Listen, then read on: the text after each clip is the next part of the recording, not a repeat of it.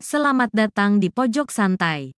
Sebelum Anda mendengarkan audiobook ini, kami menginformasikan bahwa channel ini adalah review audio dari buku yang ada di Indonesia. Untuk membaca keseluruhan buku ini, kami menyarankan membeli buku aslinya di toko buku kesayangan Anda, baik offline maupun online. Keberadaan channel ini dimaksudkan untuk membantu Anda mendapatkan pengetahuan dari buku-buku kesayangan Anda.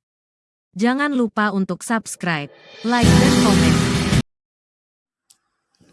Selamat datang di Pojok Santai, channel khusus yang membahas komik dan novel dengan cara asyik. Andika alias Pendekar Slebor mendapati dirinya tengah berada di sebuah tempat setelah mendapat serangan mematikan di Danau Pancawarna. Siapakah yang telah menolongnya? Yuk, langsung saja disimak video berikut ini.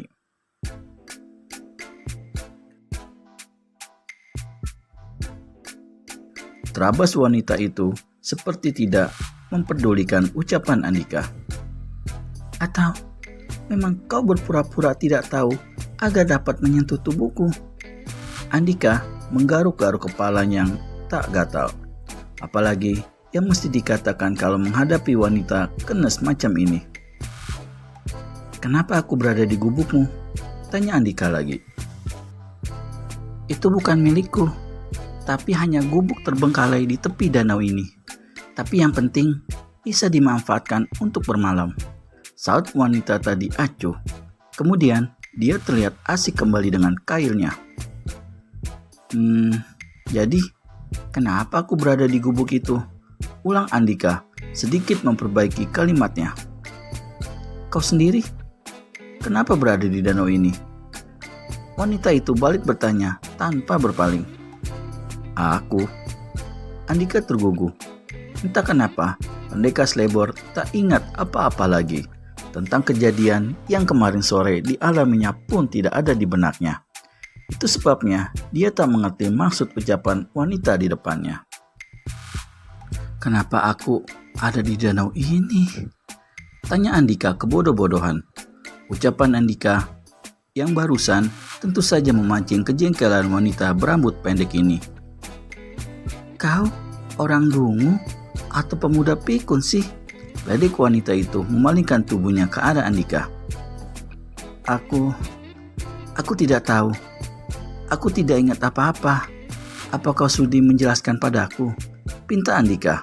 Wajahnya tampak sulit dijelaskan dengan alis terangkat kecil. Wanita itu menatap Andika lekat-lekat. Kelopak matanya yang berhias bulu mata lentik berwarna legam tanpa mengkerut. Begitu juga kening di wajahnya. Setelah menemukan kesungguhan di wajah Andika, wanita itu tersenyum tipis. Aku menemukanmu terapung di danau ini tadi malam. Hah? Aku? Terapung? Kenapa begitu? Tanya Andika beruntun. Pendekar muda itu benar-benar diombang-ambing kebingungan. Tak ada sedikit pun ingatan yang tertinggal di kepalanya. Ih, mana aku tahu. Saut wanita itu cepat. Kembali dia jengkel. Lalu tubuhnya berbalik lagi. Kailnya kali ini rupanya mendapat mangsa. Berbarengan dengan satu teriakan kecil, wanita itu menarik kail yang bergerak-gerak. Tapi yang terkait di mata kail membuat wanita itu tertawa renyah. Hihihihi, kukira mendapat ikan besar, tak taunya hanya kain gombal.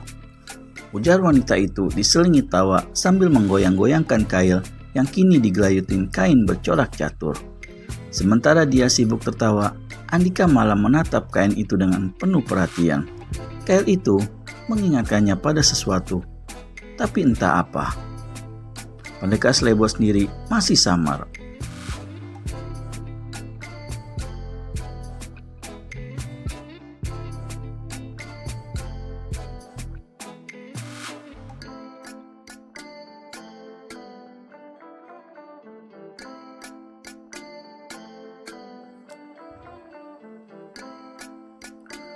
Pendekar Slebor sendiri masih samar. Hei, kenapa kau tidak tertawa? Sentak wanita berambut pendek ini pada Andika. Apa kau tidak berselera untuk berguyon? Andika menyauti hanya dengan gelengkan kepala. Rupanya aku telah menolong pemuda bodoh. Rutuk wanita itu dongkol. Andika tak memperdulikan. Malah kakinya melangkah kembali menuju gubuk dengan kepala tertunduk. Benaknya masih tidak habis pikir kenapa ingatannya hilang begitu saja. Apakah aku memang pemuda bodoh? Seperti yang disebut wanita itu. Lalu, siapa aku? Siapa namaku? Dan kenapa aku berada di sini? Kata batin pendekar selebar bertanya pada diri sendiri. Hei, panggil wanita tadi. Kau tidak tersinggung dengan ucapanku tadi kan? Andika menoleh, lalu menggeleng. Aku Ratna Kumala. Kau boleh memanggilku Ratna. Siapa namamu? Lanjut wanita itu bersama sebaris senyum tipis sebagai permohonan persahabatan. Andika menaikkan keningnya.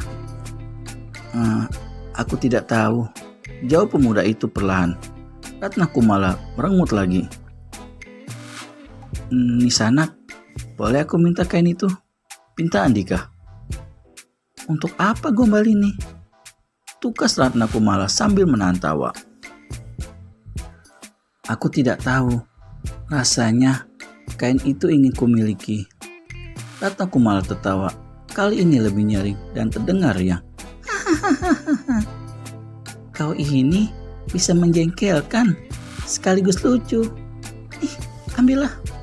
Ratna Kumala melempar kain bercorak catur bahasa pada Andika. Dan seketika pendekar selebar pun menangkapnya. Terima kasih, hatur Andika.